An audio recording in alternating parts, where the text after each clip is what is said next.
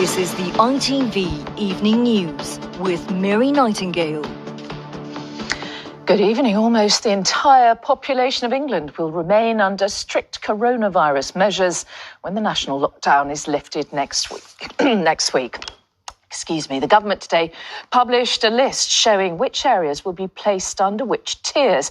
Large parts of the Midlands, North East, North West and Kent will be under the toughest Tier 3 measures. Almost everywhere else will be under Tier 2.